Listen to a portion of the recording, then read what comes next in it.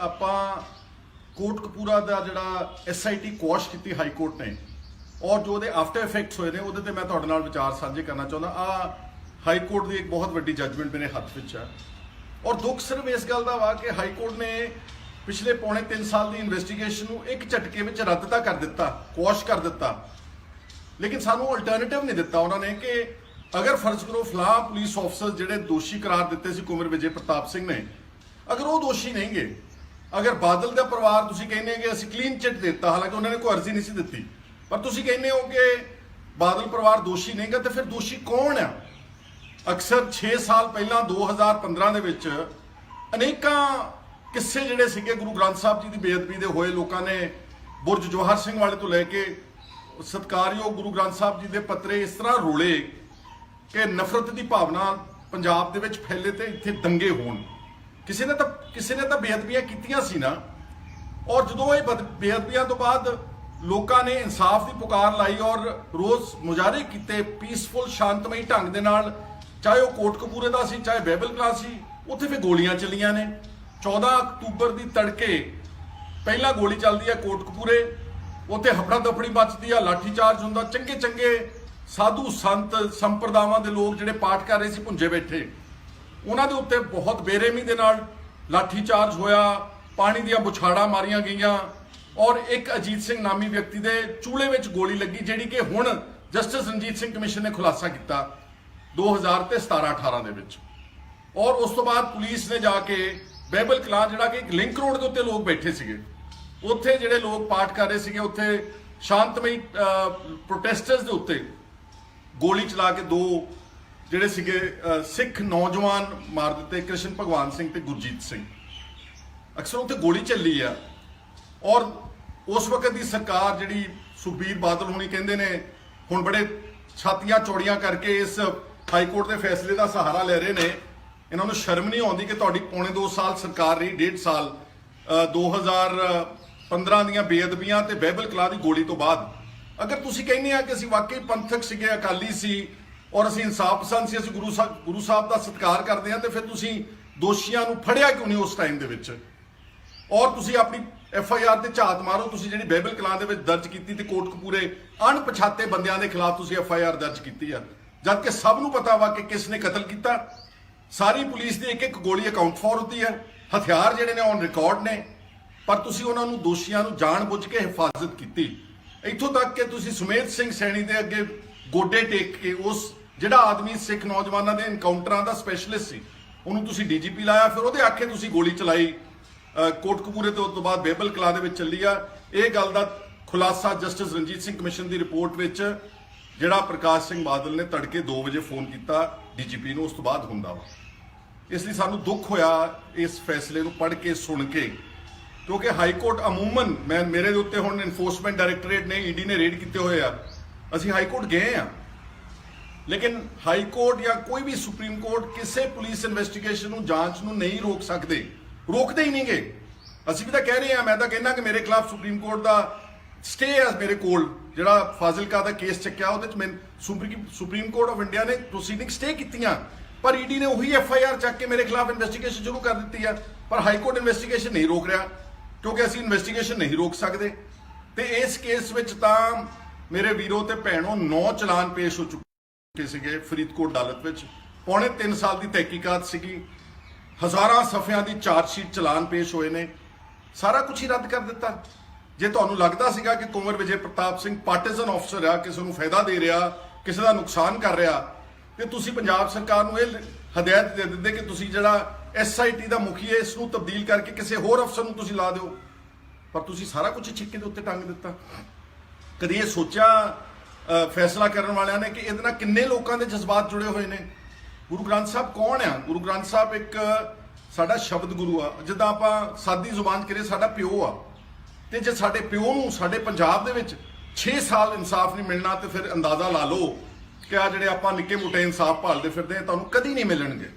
ਔਰ ਦੂਜੀ ਦੁੱਖ ਦੀ ਗੱਲ ਹੈ ਕਿ ਬਾਦਲ ਪਰਿਵਾਰ ਨੇ ਤਾਂ ਉੱਥੇ ਕੋਈ ਅਰਜ਼ੀ ਦਿੱਤੀ ਨਹੀਂ ਸੀਗੀ, ਉਹਦਾ ਇਸ ਸਾਰੀ ਇਨਵੈਸਟੀਗੇਸ਼ਨ ਵਿੱਚ ਪਾਰਟੀ ਨਹੀਂ ਸੀਗੇ। ਉਹਨਾਂ ਨੂੰ ਕਲੀਨ ਚਿੱਟ ਬਿਨਾਂ ਕਿਸੇ ਮੰਗੇ ਉਹਨਾਂ ਨੂੰ ਕਹਿਤਾ ਕਿ ਜੀ ਇਹ ਕਲੀਨ ਚਿੱਟ ਦਿੱਤੀ ਜਾਂਦੀ ਬਾਦਲਾਂ ਦਾ, ਇਹਦੇ ਵਿੱਚ ਕੋਈ ਦੋਸ਼ ਹੀ ਨਹੀਂਗਾ। ਫਿਰ ਦੋਸ਼ ਕਿਸ ਦਾ ਵਾ?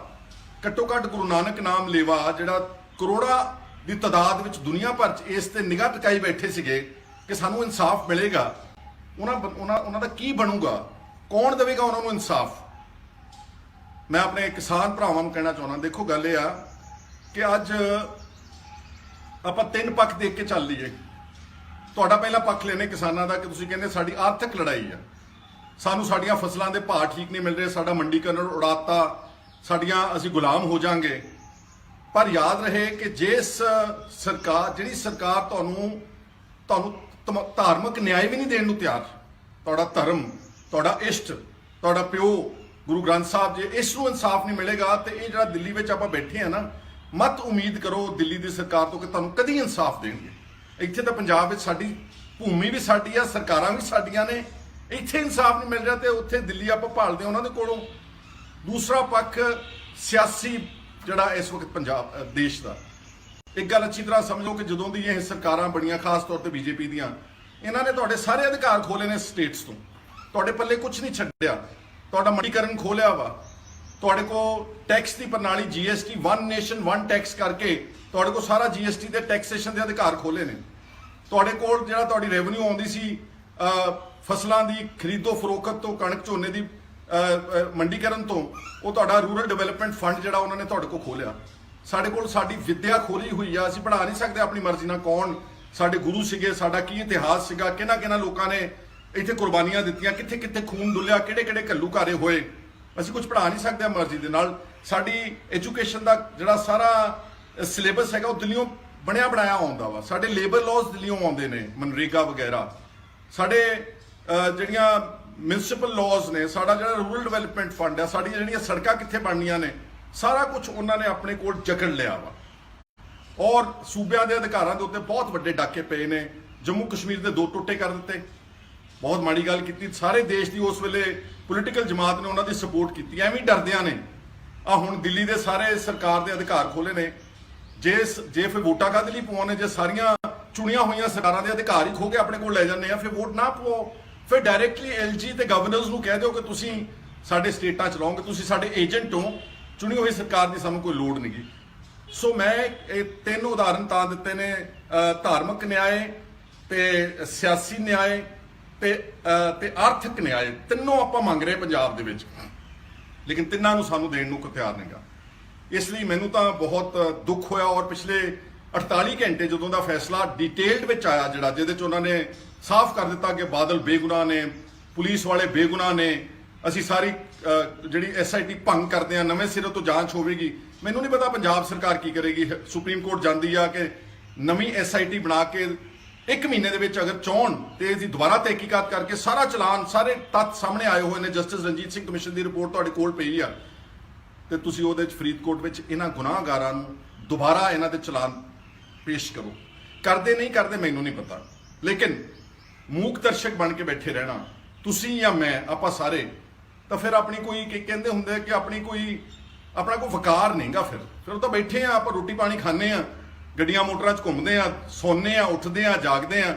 ਇਸ ਲਈ ਮੈਂ ਇਸ ਨੂੰ ਗੰਭੀਰਤਾ ਨਾਲ ਲੈਂਦੇ ਹੋਏ ਕੁਝ ਚੰਗੇ ਸੱਜਣਾਂ ਦੇ ਨਾਲ ਅਸੀਂ ਗੱਲ ਕੀਤੀ ਆ। ਅੱਜ ਚੰਡੀਗੜ੍ਹ ਵਿਖੇ ਅਸੀਂ ਇੱਕ ਮੀਟਿੰਗ ਰੱਖੀ ਆ, ਜਿਹਦੇ ਵਿੱਚ ਅਸੀਂ 12-13 ਕੁਝ ਜਥੇਬੰਦੀਆਂ, ਕੁਝ ਇਸ ਤਰ੍ਹਾਂ ਦੇ ਸਤਿਕਾਰਯੋਗ ਲੋਕ ਜਿਨ੍ਹਾਂ ਨੇ ਇਸ ਆਪਣੇ ਸੂਬੇ ਤੇ ਆਪਣੀ ਕੌਮ ਵਾਸਤੇ ਕੁਰਬਾਨੀਆਂ ਦਿੱਤੀਆਂ ਨੇ, ਮੈਨੇ ਖੇਸ ਲੋਕ ਜਿਹੜੇ ਇਨਸਾਫ ਪਸੰਦ ਲੋਕ ਨੇ, ਉਹਨਾਂ ਦਾ ਇੱਕ 12-13 ਆਦਮੀਆਂ ਦਾ ਇੱਕ ਇਕੱਠ ਰੱਖਿਆ ਅੱਜ।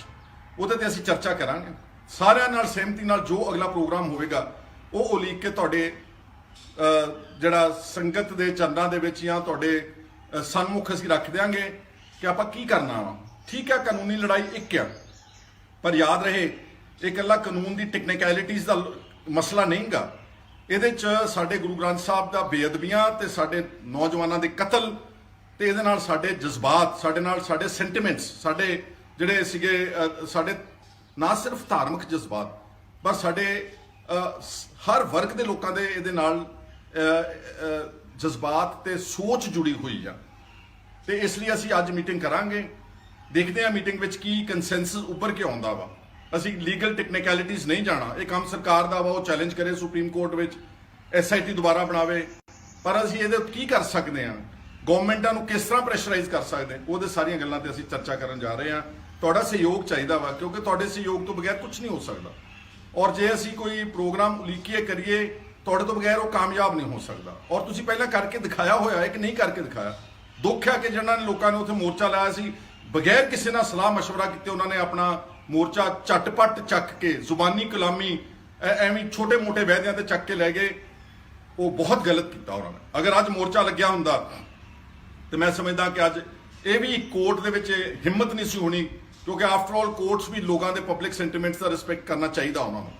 ਇਸ ਲਈ ਮੈਨੂੰ ਤਾਂ ਇਸ ਫੈਸਲੇ ਦੇ ਨਾਲ ਬਹੁਤ ਡੂੰਘੀ ਸੱਟ ਵੀ ਵੱਜੀ ਆ, ਅਫਸੋਸ ਵੀ ਹੋਇਆ। ਔਰ ਮੈਂ ਸਿਰਫ ਇਹ ਸੋਚਦਾ ਕਿ ਜੇ ਗੁਰੂ ਗ੍ਰੰਥ ਸਾਹਿਬ ਤੇ ਐਡੇ ਵੱਡੇ ਪੱਧਰ ਦੇ ਉੱਤੇ ਹੋਈਆਂ ਕਤਲਾਂ ਦਾ ਇਨਸਾਫ ਲੋਕਾਂ ਨੂੰ ਨਹੀਂ ਮਿਲੇਗਾ, ਤਾਂ ਫਿਰ ਮੈਂ ਜਿੱਦਾਂ ਪਹਿਲਾਂ ਕਿਹਾ ਸੀਗਾ ਕਿ ਛੋਟੇ-ਮੋਟੇ ਇਨਸਾਫ ਦੀ ਉਮੀਦ ਮਤ ਕਰੋ। ਫਿਰ ਇਹ ਮਤ ਕੰਪਲੇਂਟ ਕਰੋ ਕਿ ਡੀਸੀ ਐਸਐਸਪੀ ਸਾਡੇ ਨਾਲ ਧੱਕਾ ਕਰਦੇ ਨੇ। ਫਿਰ ਮਤ ਕੰਪਲੇਂਟ ਕਰੋ ਕਿ ਸਾਡੇ ਬੱਚਿਆਂ ਦੇ ਨਾਲ ਬਲਾਤਕਾਰ ਹੋ ਰਿਹਾ ਵਾ। ਫਿਰ ਮਤ ਕੰਪਲੇਂਟ ਕਰੋ ਕਿ ਸਾਡੇ ਘਰਾਂ ਦੇ ਵਿੱਚ ਆਤਮ ਹੱਤਿਆ ਹੋ ਰਹੀ ਸੀ। ਮਤ ਕੰਪਲੇਂਟ ਕਰੋ ਕਿ ਸਾਨੂੰ ਦੇਸ਼ ਦੀ ਸਰਕਾਰ ਜਿਹੜਾ ਹੈ ਉਹ ਸਹੀ ਭਾਅ ਨਹੀਂ ਦੇ ਰਹੀ, ਸਾਡੇ ਫਸਲਾਂ ਨੂੰ ਨਹੀਂ ਚੁੱਕ ਰਹੀ।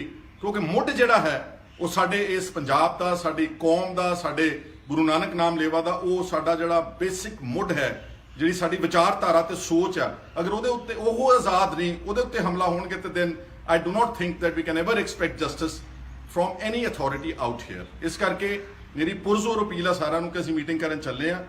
ਅਸੀਂ ਅੱਛੇ ਤਰੀਕੇ ਨਾਲ, ਸੁਲਝੇ ਤਰੀਕੇ ਨਾਲ, ਚੰਗੀ ਮਸ਼ਵਰਾ ਕਰਕੇ ਜੋ ਵੀ ਪ੍ਰੋਗਰਾਮ ਉਲੀਕਾਂਗੇ ਤੁਹਾਡੇ ਨਾਲ ਸਾਂਝਾ ਕਰ ਦਾਂਗੇ ਔਰ ਉਸ ਦੇ ਉੱਤੇ ਪਹਿਰਾ ਦੇਣ ਦਾ ਉਪਰਾਲਾ ਕਰਾਂਗੇ। ਫਿਰ ਦੇਖਦੇ ਹਾਂ ਕਿ ਇਹਦੇ ਸਿੱਟੇ ਕੀ ਹੁੰਦੇ ਆ।